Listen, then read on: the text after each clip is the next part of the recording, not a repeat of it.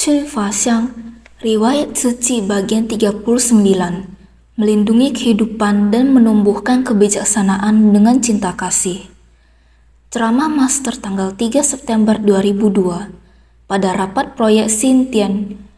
Di tengah masyarakat zaman sekarang, kita hendaknya membangkitkan cinta kasih orang-orang, agar mereka semua tahu bahwa sedikit berhemat dalam keseharian untuk berdonasi tidak akan mempengaruhi kehidupan mereka, tetapi dapat membawa manfaat besar bagi masyarakat. Misi kesehatan melindungi dan menjaga kehidupan, juga menyelamatkan kehidupan, merupakan harapan bagi kehidupan. Ada orang yang bersumbangsi dengan uang, ada pula yang bersumbangsi dengan tenaga, demi membangun misi kesehatan, baik memberi bantuan, mengobati fisik, ataupun mengobati batin dan lain-lain. Semuanya membutuhkan bangunan yang berwujud untuk mewujudkan harapan yang tidak berwujud. Riwayat Suci bagian 39, melindungi kehidupan dan menumbuhkan kebijaksanaan dengan cinta kasih. Sejarah Suci 2000, 15 Maret tahun 2000, Rumah Sakit Suci Guangshan resmi beroperasi dengan mengambil alih RS Boai. 10 Juni tahun 2000, upacara peletakan batu pertama Rumah Sakit Suci Taipei. 13 Agustus tahun 2000, peresmian Rumah Sakit Dalian Chiayi. Rumah Sakit Cinta Kasih di Tengah Sawah. Ceramah Master tanggal 13 Agustus tahun 2010 pada pertemuan pagi relawan. Rumah Sakit Suci Dalian resmi beroperasi pada tanggal 13 Agustus. Dalian merupakan wilayah terpencil. Di Yunlin dan Chiayi terdapat banyak kebun tebu yang luas. Semua kebun itu milik pabrik gula. Saya masih ingat, sejak tahun 1991, anggota Dewan Legislatif dan camat setempat dan lain-lain, mereka berkunjung ke Hualien dengan permintaan apakah Cici dapat membangun sebuah rumah sakit di Kabupaten Chiayi atau Yunlin. Mereka berkata, rumah sakit ini tidak perlu terlalu besar, cukup seperti rumah sakit Suci Hualien saja. Saya berkata, cukup seperti rumah sakit Suci Hualien saja, betulkah? Mereka berkata, yang paling penting adalah memiliki dokter dan layanan medis seperti rumah sakit Suci Hualien. Jika bisa lebih besar, tentu akan lebih baik. Saya berkata, pemerintah menjaga semua ini dengan baik. Pengobatan medis harusnya cukup membandaikan. Kata dia, sangat kekurangan. Jadi sejak saat itu, anggota Dewan Dawat wali kota setempat, mereka dengan sangat gigih meminta sebuah rumah sakit suci. Mereka bahkan meminta relawan suci kita untuk jalan-jalan ke sana secara berkala. Saat itu saya berpikir, apakah saya masih punya kemampuan? Suatu hari, seorang anggota parlemen mendatangi saya dan memberitahu saya. Dia berkata, "Guru, di tempat kami, ketika ada orang jatuh sakit, kita harus mengirim mereka ke wilayah selatan atau utara. Mereka dikirim ke Rumah Sakit Changguang Memorial Universitas Nasional Taiwan, Universitas Rongchong, dan lain-lain. Keluarga pasien dan kerabat yang pergi membesuk harus melalui jalan tol dan pergi amat jauh untuk mengunjungi pasien. Kadangkala sebelum sempat dikunjungi, pasiennya sudah meninggal dunia atau mengalami kecelakaan kendaraan sebelum sampai ke rumah dan lain-lain." Dia bercerita tentang banyak contoh kejadian. Mendengarnya membuat saya merasa tidak tega. Karena pembicaraan inilah, saya benar-benar menetapkan hati, membuat saya membangkitkan tekad. Direktur kesehatan saat itu, Ibu Chang Boya, beliau juga pernah datang ke Hualien. Dia juga memberi semangat buat saya. Dia memberitahu saya lagi tentang rata-rata rasio dari jumlah orang berbanding dengan sebuah ranjang pasien. Benar-benar tiada cara hendak berobat. Kata-kata dia membuat saya makin bertekad. Pada waktu itu, saya benar-benar tidak tahu mengukur kemampuan sendiri, memikul tanggung jawab proyek pembangunan berskala demikian. Pada tahun Januari 1991, mulai mencari lahan tanah. Kebanyakan lahan tanah di Dalian dimiliki oleh Taiwan Sugar Corporation atau Taitang. Area sekitar lahan sangatlah luas. Kami melihat area desa di sana. Meski penduduknya tidak banyak, namun di sekitar sana benar-benar tidak ada rumah sakit. Jadi, kami memilih lokasi di sini. Lahan seluas 18 hektar lebih. Juga, saya berterima kasih kepada Tuan Zhou dan Ajing. Menantunya ini sangat baik. Ia mewakili mertuanya dan mengatakan, "Master, lahan yang Anda inginkan ini sangatlah bagus. Keluarga kami juga memiliki lahan seluas 1 hektar lebih yang bersebelahan dengan lahan ini. Jika digabungkan maka menjadi 20 hektar. Sesuai yang Anda inginkan. Sudah mencukupi." Mertuanya memiliki hati yang sangat lapang, sangat menyayangi menantunya. "Baiklah, kalau menantuku bilang begitu, maka boleh saja." Maka mertuanya, Tuan Zhou, semenjak dari membuka lahan sampai sekarang, setiap hari memasak teh herbal cincau dan membawanya ke rumah sakit. Ini adalah sebuah keluarga yang sangat baik dan harmonis, membantu membuka jalan bagi kami untuk membangun rumah sakit. Singkat kata, lahan perkebunan tebu itu tidaklah mudah untuk dimiliki. Tidak mudah sama sekali. Juga sempat tertunda selama beberapa tahun. Perwakilan masyarakat, wali kota, dan ketua DPR terus-menerus demi memperoleh sebidang tanah ini. Sungguh berliku-liku melalui banyak kesulitan dan rintangan. Terus berjalan selama 5 atau 6 tahun. Sampai pada tahun 1995 baru benar-benar resmi Taiwan Sugar Corporation melepaskan sebidang tanah ini. Kami mulai pembangunan pada tanggal 13 Oktober 1996. Bahkan sebelum kami mulai membangun rumah sakit, para relawan sudah memulai pelatihan. Saya sungguh sangat bersyukur. Karena adanya pelatihan relawan, ada sepasang suami istri lanjut usia. Setiap hari mereka datang ke bawah pohon di seberang jalan dari lokasi pembangunan kami. Di sana mereka melihat keluar masuk sedemikian banyak orang. Rumah sakit ini setiap hari terus berkembang. Jadi di sana, suatu hari melihat orang masuk satu persatu, lalu dia bertanya pada orang, "Apakah saya boleh masuk ke dalam untuk melihat-lihat?" Untungnya, dia bertemu dengan Ming Yue, yang dengan buru-buru menyapanya. "Kakek, apa yang kamu lakukan di sini?" Dia lalu bertanya dan bertanya. Kemudian pembelian dari bus yang pertama adalah berawal dari sepasang suami istri tua yang menabung uang dari hasil menggiling bawang dengan tangan. Demikian mengumpulkan uang untuk menyumbangkan mobil itu. Tentu saja uang tidak cukup. Rekan-rekan kami di rumah sakit, dekan, dan lain-lain menganjurkan agar pasangan lanjut usia ini bersedia membangkitkan tekad seperti ini. Maka kami ikut bersukacita atas jasa kebajikan yang dilakukan orang lain. Dengan demikian terbangkitkan perasaan sukacita dan ikut mendonasi kendaraan bus yang pertama. Pertemuan pagi relawan tanggal 22 April 2005. Ada begitu banyak hal yang patut disyukuri. Semuanya dimulai dari budaya humanis di Rumah Sakit Suci Dalian. Dari yang tidak memiliki apa-apa hingga menjadi ada. Menjadi seorang dokter bukan hanya memberikan layanan medis. Saat ada pasien, saya memeriksa pasien. Seperti itu sudah benar, tidak benar. Saya kemudian berkata kepada mereka, Suci memiliki 4 misi utama. Kita harus menjalankan keempat misi utama tersebut secara bersamaan. Sehingga para dokter selain memberikan layanan medis, mereka juga harus menjalankan misi amal.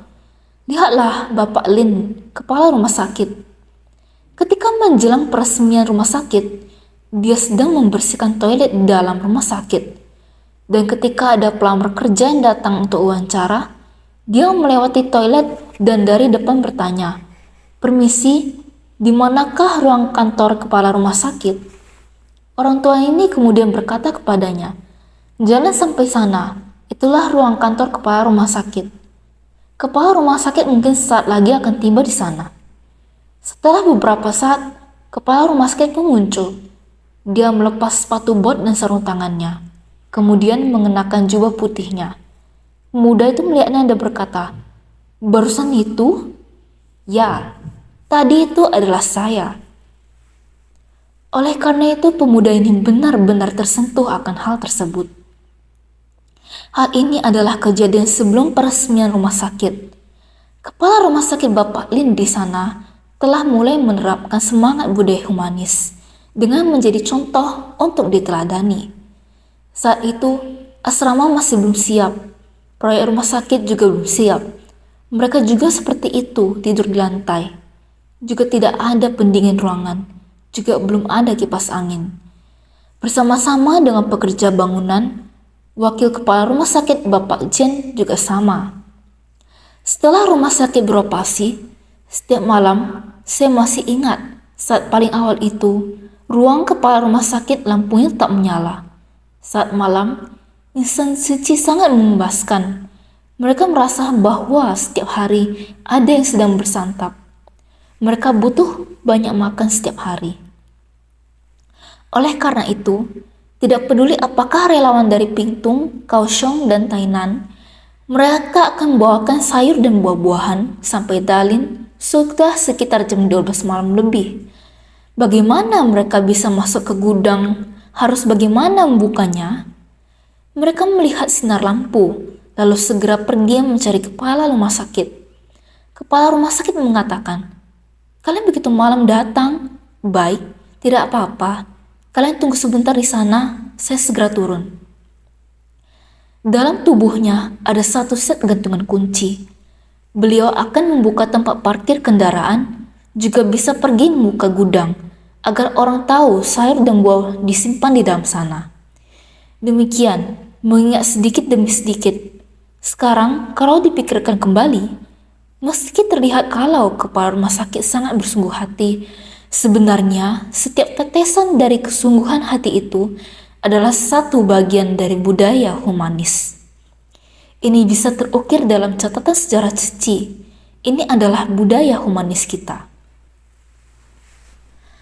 Rumah Sakit Cinta Kasih di Kecamatan Kecil. Ceramah Master tanggal 14 Mei 2009 pada pertemuan pagi relawan. Di Hualien terdapat banyak pegunungan.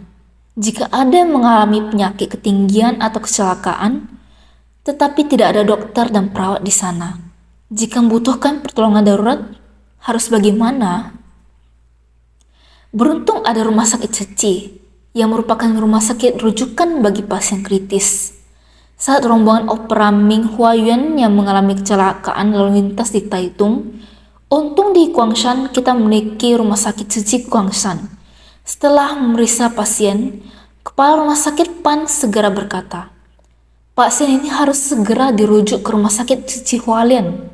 Saya mendengar seorang dari rombongan opera Ming Hua Yuan berkata, "Setelah saya sembuh, saya akan pergi untuk beri terima kasih kepada kepala rumah sakit Ceci Guangshan.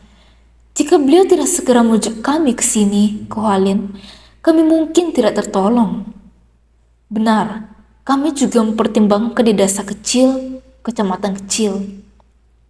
Di sana juga membutuhkan rumah sakit yang sangat baik. Meskipun rumah sakit itu kecil, tetapi harus lengkap dengan semua peralatan medis yang dibutuhkan. Jadi, para dokter di sana juga sangat baik. Kepala rumah sakit juga menganggap rumah sakit sebagai rumah sendiri. Bekerja 365 hari dalam setahun tanpa istirahat. Melindungi kehidupan dengan cinta kasih. Jadi, rumah sakit Guangshan dan Yuli, dua rumah sakit ini yang melindungi kesehatan warga setempat. Ada sekelompok dokter humanis yang bersedia mendedikasikan diri mereka di sana. Ini sungguh sangat membuat orang tersentuh. Pertemuan pagi relawan tanggal 16 Maret 2014. Rumah sakit di Yuli sebelumnya merupakan rumah sakit Hongte yang dikelola oleh Dr. Chow. Di sana, beliau juga mendedikasikan diri sebagai relawan suci karena istrinya merupakan anggota komite suci. Namun kehidupan tidaklah kekal. Dr. Chow didiagnosis terkena sejenis kanker. Sebelum meninggal dunia, beliau masih memikirkan rumah sakitnya dan berharap saya dapat mengambil alih rumah sakit tersebut. Beberapa tahun kemudian, istrinya berkata pada saya bahwa mengelola sebuah rumah sakit sungguh tidak mudah. Bisakah kita mewujudkan harapan Dr. Chow? Kita juga mempertimbangkan bahwa Yuli terletak di antara Hualien dan Taitung. Di sana, terdapat banyak desa dan kecamatan. Jika ada pasien yang sakit berat, mereka harus pergi ke Taitung atau Hualien, yang masing-masing berjarak sekitar 100 km. Itu akan menjadi masalah jika pasien membutuhkan pertolongan darurat. Jadi, kita memutuskan untuk mendirikan rumah sakit di Yuli. Meski rumah sakit ini tidaklah besar, tetapi lengkap dengan semua peralatan medis yang dibutuhkan. Saat itu, kita berencana untuk memindahkan bangunan rumah sakit yang sudah tua ke lokasi yang lebih terbuka. Kita lalu membeli sebidang lahan dan membangun rumah sakit di sana. Saat warga Yuli mendengar bahwa akan ada satu rumah sakit baru, cita kita akan membangun sebuah rumah sakit baru di sini. Master sangat bekerja keras, sangat bersyukur, sehingga semua orang menggunakan berbagai cara untuk mendukung. Ada warga setempat yang berinisiatif membuat kue tepung beras atau chow chai kuo, atau ada juga yang memetik daun pinang, meratakannya, dan mengguntingnya untuk dibuat menjadi kipas. Mereka membuat berbagai kerajinan tangan budaya setempat ataupun cemilan demi menggalang dana. Selama periode tersebut, mereka melakukan semua ini demi mendukung pembangunan rumah sakit suci di Yuli. Jadi, ketika saya melihat kue tepung beras chow chai kuo, saya mengatakan kepada semua orang bahwa rumah sakit Yuli dimulai dari kue tepung beras chow chai kuo. Dengan semangat cinta kasih dari warga setempat, mereka membuat kue tepung beras chow chai kuo, bakcang dan lainnya untuk menggalang dana. Ini semua adalah partisipasi dari semua warga setempat. Kita membangun rumah sakit ini, mereka semua turut serta, mengembangkan kebijaksanaan mereka, mengembangkan hati yang penuh cinta kasih. Maka selama keseluruhan proses ini, rumah sakit Yuli dari yang lama sampai dengan pembangunan baru, Direktur Chang berusaha sejak kala itu. Terus sampai sekarang. Pada mulanya, departemen apapun, dia turun tangan sendiri. Para dokter yang datang membantu juga memiliki misi yang sama dengan Direktur Chang. Bersedia untuk melindungi, namun pasien sangat banyak. Pada hari libur, dia berusaha agar para staf dapat istirahat. Sedang dia sendiri tetap harus bertugas tanpa hari libur. Selama saya itu demi untuk menyesuaikan diri dengan Yuli, yang adalah masyarakat desa pertanian, maka dia harus mempercepat jam membuka klinik, sehingga setiap hari jam 6 pagi sudah mulai praktek, agar para petani bisa mendapat pengobatan terlebih dahulu, setelah itu pulang dan masih bisa bekerja di sawah. Dia juga menjaga dan merawat orang-orang tua setempat, juga harus memikul pekerjaan misi amat suci, sehingga kunjungan kasih ke rumah atau melakukan pengobatan ke rumah dan lain-lain, semuanya sangat didukung oleh staf rumah sakit. Pada hari libur, mereka selalu naik ke gunung atau turun ke desa, pergi untuk membantu membersihkan badan lansia atau membersihkan rumah mereka. Ini adalah misi amal dan pengobatan berpadu menjadi satu. Di daerah yang terpencil, tak banyak orang yang mau datang ke sana. Namun, di tempat tersebut ada beberapa tabib agung bersedia bersumbangsi dengan cara demikian, mendekatkan diri dengan para penduduk desa. Bagaimana merawat orang tua tanpa keluarga yang kesepian? Energi dari sebersih cinta kasih ini dipancarkan di desa setempat.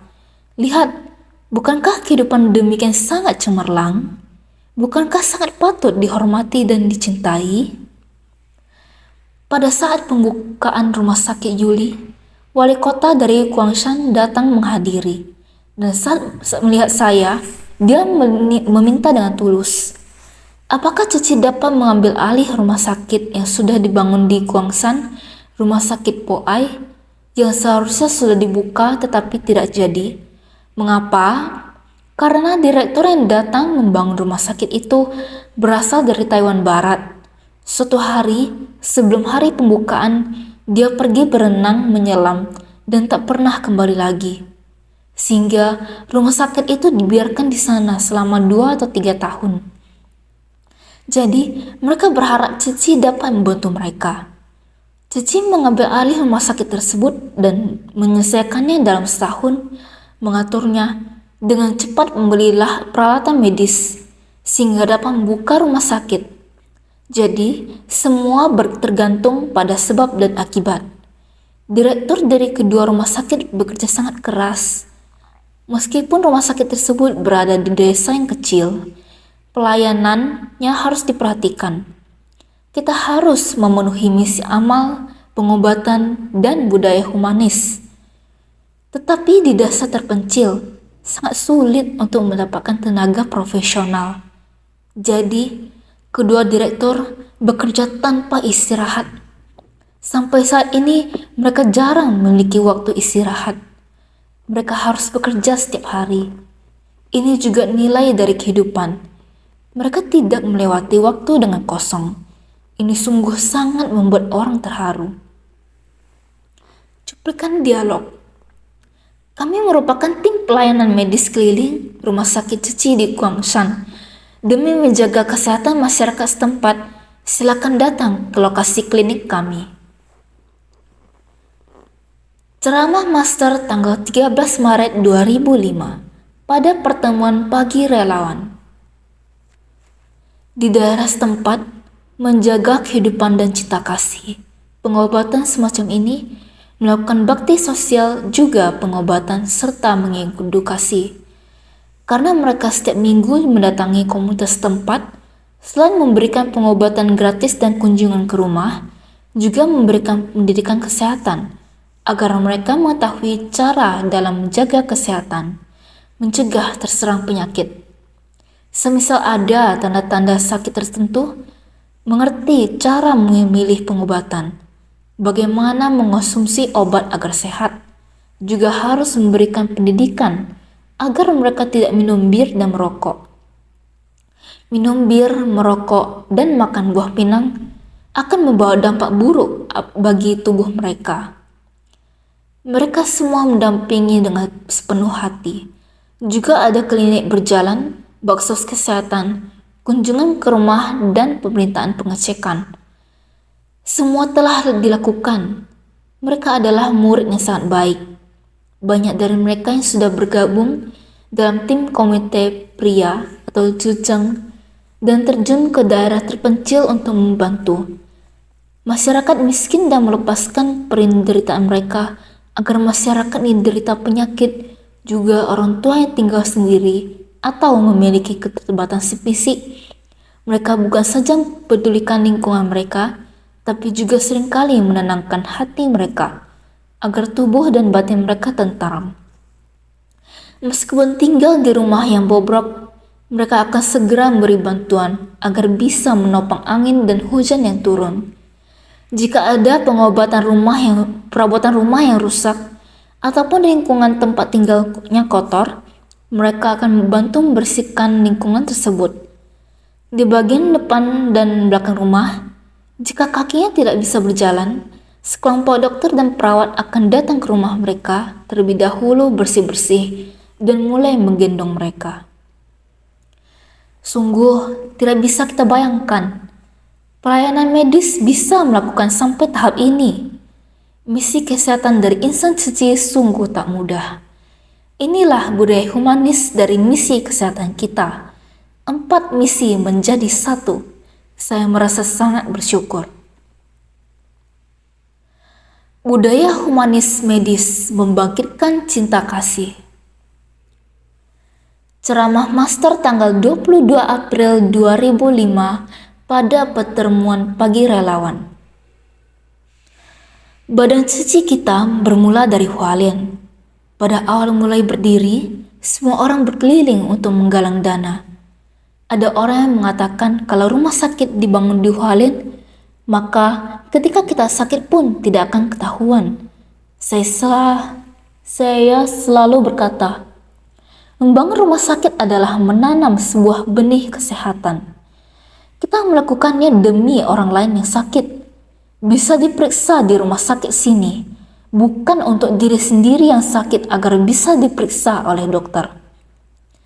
Di saat itu, walaupun terucap perkataan ini di mulut, namun dalam hati saya sudah membulatkan tekad.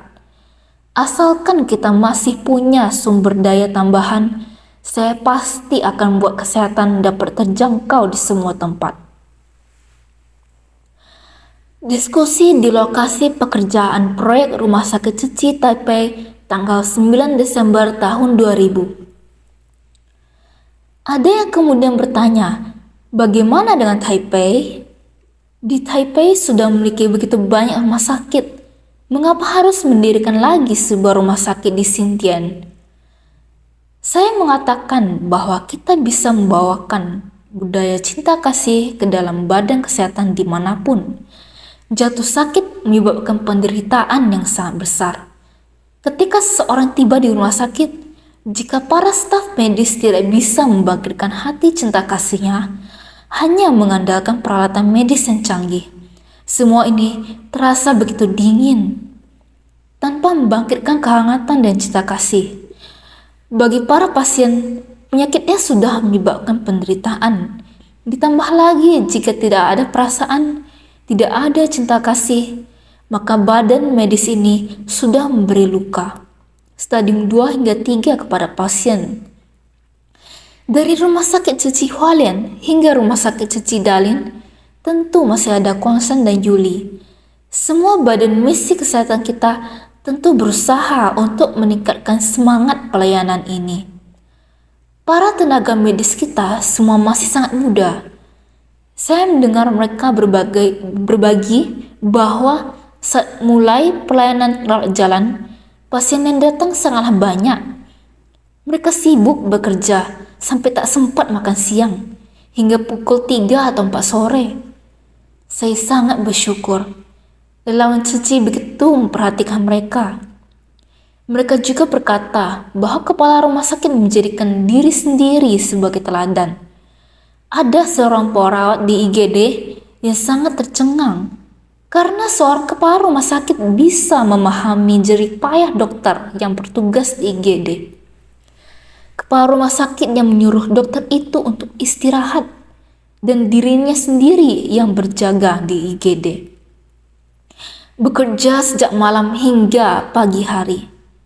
Jadi, terdapat banyak kisah yang menyentuh. Semua kisah-kisah yang menyentuh itu diceritakan oleh para dokter dan perawat. Inilah tim yang penuh cinta kasih dan menunjukkan semangat misi kesehatan kita. Semangat cinta kasih para relawan suci. Gambaran semangat tersebut adalah gambaran yang sangat rapi, dan sumbangsi tanpa pamrih relawan suci telah menyentuh hati dan membangkitkan cinta kasih mereka. Karena itulah mereka berkata bahwa relawan suci merupakan kekuatan terbesar yang menginspirasi mereka. Saya yakin bahwa rumah sakit kita di Xinjiang juga dapat mencapai seperti ini, menginspirasi orang lain dengan cinta kasih. Saya merasa bahwa ini harus disebarkan ke seluruh Taiwan. Kita bersyukur kepada banyak orang. Sangat bersungguh hati. Sungguh, pertama kita harus bersyukur. Dengan memiliki lahan, baru dapat membangun rumah sakit. Pemilik lahan ini menggunakan cinta kasihnya untuk mendukung pembangunan rumah sakit kita. Beliau telah mengurangi banyak beban keuangan saya hingga kini. Bapak ini hingga sekarang secara diam-diam masih terus mendoakan kita di belakang layar. Saya sungguh sangat bersyukur pada beliau yang benar-benar dipenuhi cinta kasih. Awalnya, lahan ini dikelilingi oleh lahan orang lain. Tanpa memperoleh lahan-lahan itu, kita sama sekali tidak bisa mendirikan rumah sakit. Pembangunan tentu akan sangat sulit. Saya bersyukur kepada Bapak Chen, serta seluruh anggota komite dan Cuceng di distrik Wenshan, yang terus berkomunikasi dengan para pemilik lahan, dan menjalin jodoh baik dengan warga sekitar. Hidup rukun antar tetangga, semua orang memiliki cinta kasih. Mereka tahu bahwa memberikan rumah sakit adalah hal yang baik, karena dapat menyelamatkan kehidupan. Terlebih lagi orang-orang juga tahu bahwa rumah sakit Cuci bukanlah rumah sakit yang mencari keuntungan. Karena itu, mereka semua bersedia merelakan lahan mereka. Sungguh banyak hal yang patut disyukuri. Ini bisa terwujud berkat orang-orang yang berkomunikasi dengan sungguh hati. Pembangunan sebuah gedung besar pasti akan mengganggu kualitas hidup warga sekitar. Kita terlebih dahulu menjalin jodoh baik dengan warga sekitar. Semua orang sangat berupaya keras untuk menjalin jodoh baik agar warga sekitar dapat menerimanya. Saya juga sangat bersyukur kepada setiap kontraktor yang selalu bisa datang kapanpun untuk melakukan perbaikan, sehingga warga sekitar tidak mengeluh. Saya sungguh bersyukur atas hal ini. Pertemuan pagi relawan tanggal 16 Oktober tahun 2004. Rumah sakit di Suci di Sintian sungguh dipenuhi berkah. Setelah peletakan batu pertama, terjadilah gempa 921. Ini membawa pelajaran bagi tim konstruksi kita, sehingga kita sepenuhnya mengubah metode konstruksi kita dari sebelum-sebelumnya. Bayangkanlah, fasilitas media adalah tempat untuk menyelamatkan kehidupan. Saat operasi tengah berlangsung, bisa saja terjadi gempa bumi. Kita tidak bisa memprediksinya. Karena itu, kita harus melakukan antisipasi. Kita berharap rumah sakit kita dapat membuat pasien merasa tenang, dan staf kita juga dapat bekerja dengan tenang. Karena itu, kita harus mendirikan bangunan tahan gempa. Tentu saja, ini membutuhkan biaya konstruksi yang lebih tinggi. Namun, saya tetap bersiteguh untuk mendirikan bangunan tahan gempa. Dengan demikian, meski diguncang gempa dahsyat, bangunan rumah sakit kita akan tetap aman. Karena itu merupakan tempat untuk menyelamatkan dan melindungi kehidupan. Saat bencana besar terjadi, rumah sakit kita tidak boleh terganggu. Para staf kita harus tetap damai dan tenang, agar mereka bisa berfokus menyelamatkan pasien. Jadi, saya bersiteguh mendirikan rumah sakit tahan gempa. Kemudian, Wakil Ketua LIN, Divisi Konstruksi, juga konsultan konstruksi kita, pergi ke Jepang dan Amerika Serikat untuk mengunjungi lokasi konstruksi bangunan tahan gempa. Kemudian, dengan segera merancang pondasi yang tahan terhadap gempa bumi.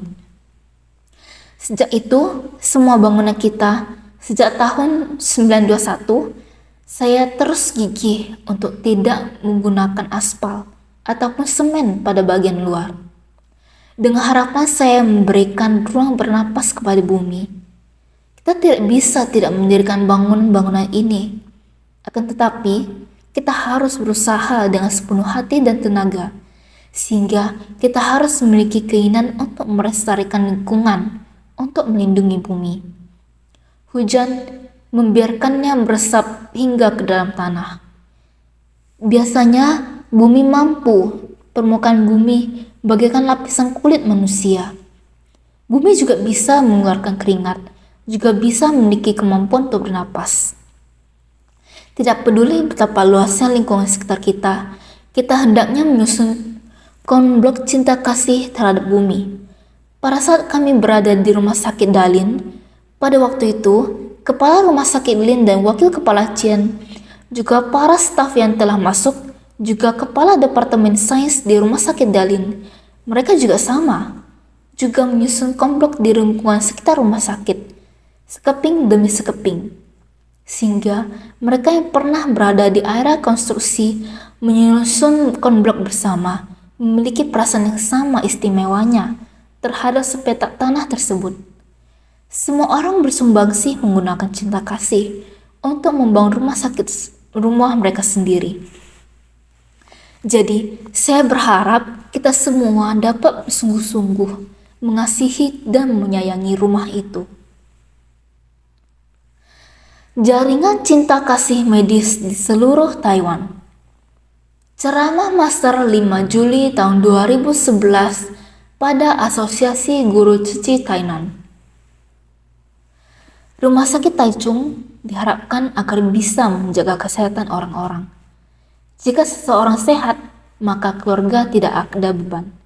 Bahkan dia bisa bersumbangsi bagi masyarakat. Di dalam masyarakat, jika setiap orang sehat, maka akan menghemat biaya jaminan kesehatan. Tahap pertama proyek pembangunan dinamakan pusat perawatan. Yang harus kita rawat adalah pasien yang membutuhkan perawatan jangka panjang. Saya ingin mendorong setiap keluarga, orang tua usia lanjut, seharusnya mereka dirawat di rumah. Setiap hari bisa membuat mereka menikmati kebahagiaan keluarga. Karena itu, saya tidak ingin mendirikan panti ureda. Akan tetapi, penderitaan penyakit kronis membutuhkan orang-orang untuk merawatnya. Tidak bisa dirawat di rumah sendiri. Oleh karena itu, mendirikan sebuah pusat perawatan untuk mereka, khusus untuk menangani penyakit jangka panjang mereka. Jika sudah membaik, tetap bisa pulang ke rumah. Ini dinamakan hubungan antar manusia. Hubungan antar manusia ini, tenaga medis profesional, kita menggunakan tenaga medis profesional, merawat mereka saat berpenyakit. Bila sudah sehat, seharusnya berada di rumah. Sebagai anak seharusnya berbakti. Saat berbakti di waktu yang bersamaan, juga sedang mengajari anak-anak di generasi berikutnya. Jadi, 3 generasi tinggal seatap ini, atau 4 generasi tinggal seatap, ini semuanya adalah menunjukkan keteladanan. Keteladanan etika dalam keluarga. Ini adalah prinsip master. Cuplikan dialog. Rumah Sakit Suci Taichung kini akan resmi beroperasi berkat usaha dan dukungan dari seluruh dunia. Ceramah Master tanggal 11 Januari tahun 2007 pada pertemuan pagi relawan. Rumah sakit di Taichung di distrik Tanci dibuka pada tanggal 8 Januari, yaitu 108. Seorang bertanya pada saya, Master, apakah Anda memilih di tanggal tersebut? Saya tidak memilih. Tapi, sesuai ajaran agama Buddha, 108 adalah angka keberuntungan. Ada juga bagian dalam sutra makna tanpa batas membahas 108 jenis penyakit. Ini mengacu pada bentuk tubuh dan kerisauan dan penyakit pikiran dalam dunia, di mana mencapai 108 jenis penyakit, maka itu membutuhkan dokter di dunia dan para bodhisattva untuk menyelamatkan dan mendampingi untuk menyelamatkan penderitaan mereka. Pelatihan Budaya Humanis bagi Badan Misi Kesehatan tanggal 20 November tahun 2005. Saya sering berkata pada bodhisattva relawan kita, apa yang membuat wajah terindah di dunia? Senyuman seorang pasien. Itu benar, senyuman seorang pasien. Senyuman pasien adalah wajah yang paling indah. Mereka adalah orang yang paling kita sukai. Mereka adalah orang yang pertama membahagiakan adalah saat kita melihat mereka tersenyum. Orang tersebut adalah yang terindah. Kita mengkhawatirkan pasien. Saat kita melihat pasien telah dirawat dan telah bebas dari penderitaan, kita bersuka cita. Yang paling penting adalah hati mereka telah mendapatkan kenyamanan. Maka mereka dapat tersenyum. Setiap kali bodhisattva relawan melihat para pasien tersenyum, mereka akan kembali dan berkata kepada saya, "Master, Anda benar. Wajah yang paling indah adalah senyuman pasien." Karena kita sangat bersungguh hati mencintai mereka. Saat kita bersungguh hati mencintai mereka, di saat mereka bergembira, kita pun bersuka cita. Ketika mereka tersenyum, kita pun merasa lega. Inilah cinta kasih yang tulus dan penuh perhatian. Jadi, senyuman pasien adalah sangat indah. Namun, bagaimana agar mereka bisa tersenyum? Relawan harus tersenyum terlebih dahulu. Tim medis kita juga harus tersenyum terlebih dahulu. Senyuman, ini adalah sikap yang paling ramah. Rumah sakit Cici Kuangsan terkenal akan departemen ortopedinya.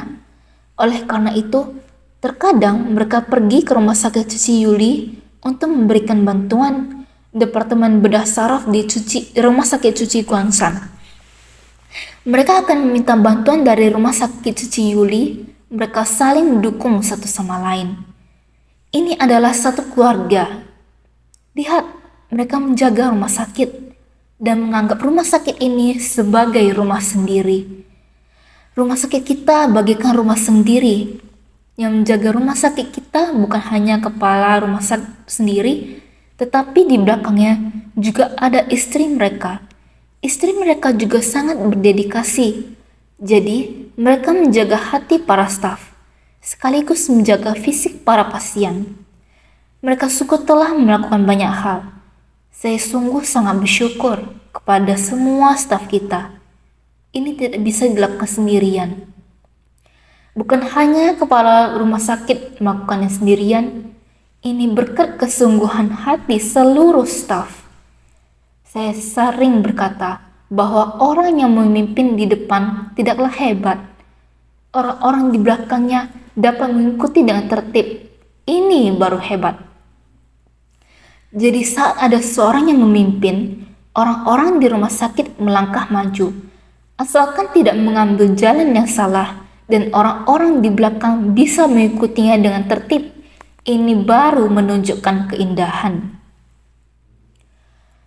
Laporan kerja wilayah utara tanggal 20 Oktober tahun 2006. Master sering mengatakan bahwa beliau benar-benar penuh berkah. Bisa berada di dunia ini. Pada saat ini, masyarakat seperti demikian. Saya bisa berjodoh dengan semua orang. Memiliki satu niat dan ikrar yang sama. Kita semua berada di tanah ini. Walaupun banyak hal harus berusaha payah, tetapi hal yang buat bahagia juga banyak. Bahagia yang saya sampaikan merupakan bahagia yang sebenarnya. Beruntung bisa bertemu begitu banyak orang baik karena memiliki berkah, sehingga semua orang begitu baik hati. Saya benar-benar bersyukur. Menyelamatkan nyawa satu orang lebih baik daripada membangun pagoda berlantai 7. Ini perlu berapa banyak orang dengan niat batinnya menyalurkan cinta kasih demikian terbentuk. Yang lebih mengharukan lagi adalah para dokter. Banyak yang berbeda agama dan keyakinan dengan kita. Bahkan mereka juga bisa demikian bekerja sama seperti kita. Bersatu hati, harmonis, saling mencintai, bekerja sama. Karena saat mereka memberi laporan, tidak ada satupun yang tidak menyebut bodhisattva relawan. Tidak ada satupun yang luput menyebutnya. Semua orang saat ini bersyukur. Para dokter ini berterima kasih kepada relawan. Dan karena adanya relawan rumah sakit, bisa dikatakan berkurang banyak sengketa medis dan bertambahnya orang mengatakan budi baik dalam menyelamatkan nyawa. Demikian ini bisa meningkatkan cinta kasih yang tulus dari para dokter. Pada dasarnya, dunia ini adalah saling berinteraksi. Saya menyelamatkanmu, kamu berterima kasih kepadaku. Saya akan semakin rajin, merasa hal yang saya lakukan adalah benar. Sehingga para dokter bisa mengembangkan cinta kasih universal. Tidak ada perhitungan cuti istirahat, tidak ada cuti. Mereka tidak demikian. Karena mendapat pengaruh dari relawan bodhisattva. Mereka juga dengan kondisi batin seorang relawan untuk terjun dalam menyelamatkan nyawa. Alat medis terus berkembang, meningkatkan kualitas medis. Bukan hanya menyelamatkan satu orang, bahkan menyelamatkan keluarganya. Sehingga saya sangat bersyukur kepada begitu banyak orang. Semua insan suci bantu membangun perangkat keras. Semua orang bersumbangsih tanpa penyesalan. Saya terus mengatakan kepada mereka, jika saya, Master, menggunakan tulang untuk dijadikan pena, menggunakan darah sebagai tinta, menggunakan kulit dan daging sebagai kertas, meski dengan pengungkapan tulus seperti ini, masih tak bisa mengungkapkan rasa syukur saya.